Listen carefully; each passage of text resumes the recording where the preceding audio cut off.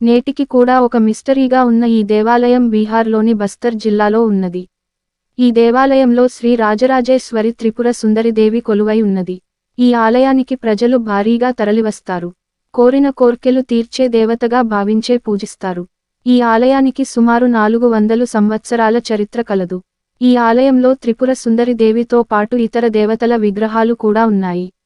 అయితే ప్రతి అమావాస్య రోజు ఈ ఆలయంలోని విగ్రహాలు మాట్లాడుకుంటాయని స్థానికులు చెబుతారు. బీహార్లో నలంద విశ్వవిద్యాలయమే కాక ఈ పవిత్ర భూమిలో ఎన్నో పురాతన రహస్య దేవాలయాలు కూడా ఉన్నాయి.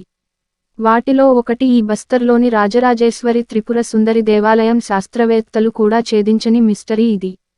ఎన్నో విధాలుగా పరిశోధన చేసినా కూడా ఈ రహస్యాన్ని కనుగొనలేకపోయారు.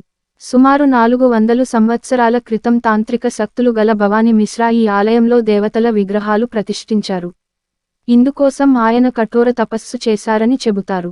ఈ తపస్సు వలనే విగ్రహాలలో జీవం వచ్చిందని, అందువల్లనే ఈ విగ్రహాలు అర్ధరాత్రి మాట్లాడుకుంటాయని స్థానికులు చెబుతారు. ఈ ఆలయంలో త్రిపుర సుందరి దేవి, రాజరాజేశ్వరి దేవి, తార, ధూమవతి, ఉగ్రతార, భువనేశ్వరిదేవి వంటి అమ్మవారి విగ్రహాలు కలవు. ఇవి ప్రతి అమావాస్య రోజు అర్ధరాత్రి మాట్లాడుకుంటాయని, శబ్దాలు చేస్తాయని స్థానికులు చెబుతుంటారు.